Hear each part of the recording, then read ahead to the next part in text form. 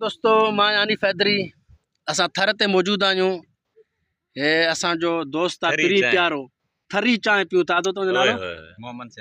मोहम्मद शरीफ लजवाणी साहब। हे इन जा असां महिमान आहियूं। थरी अदो असांजे चांहि। घर चांहि खणी आयो आहे मोहम्मद शरीफ लजवाणी। हे अदो सफ़दर लेगारी, अदो मोहम्मद शहजाद, अदो हाजी यासीन। हे थरी चांहि अदा सफ़दर जानी थरी चांहि न? कमाल यार। चांहि पियो थोरो चांहि पियो, मज़ो ॿुधायो। बस ते कर। कीअं लॻो चांहि? सकून उस्ताद, कमाल यार। दूध अदा दूध साईं, बिस्मिल्लाह।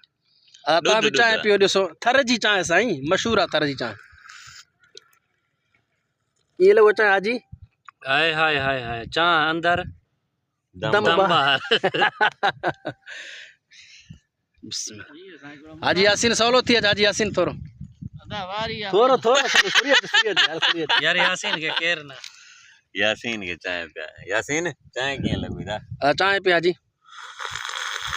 बस ॾियाल चांहि कीअं हाजी यासीन? वाह सही वाह, कमाल आहे। कमाल, कमाल। बिल्कुल सफ़ा। चाय तत्ती है। हाँ? चांहि तो तत्ती हो सी।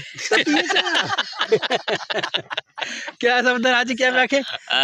ये चाय भली है पर तत्ती चाय असां गरम के सरी ना। अच्छा, तत्ती चाय तत्ती सरी मगर दो। चाय तत्ती चाय। गरम के तो सराकी में तत्ती सरी दो ये ना। तत्ती। अच्छा, तत्ती चाय। हाणे के गलत नेगेटिव कोई भी ना अच्छा। वठे तत्ती। असां हाणे ज़बान आहे छा कयूं? हाँ। तत्ती चाय हाँ, तत्ती पहले तो आपको जबर ही। हुण नखरे ना चुप कर। हाँ ठीक है, गरम चाय अवल तू ड्रगेड की थी। तत्ती हाँ, ताक में ज़ेर दे तो पीछे वाली बी थी वैसे। बाबा बस न हुण तां वल झाकी शुरू कर दी है। अदा से तुसा क्या खिंदो चाह को? गरम चाह को? गरम या मतलब सर तमा जी बोली है तत्ती। यार गरम असल में खबर है उर्दू जो लफ्ज है। सिंधी में गरम छा के चवंदा आहिनि मां ॿुधाए। कोसो। तव्हांखे इहा ख़बर ई कोन्हे। तव्हांजी ॿोली में जेको आहे गरम चीज़ खे छा चइबो आहे तव्हांखे इहा ख़बर ई कोन्हे।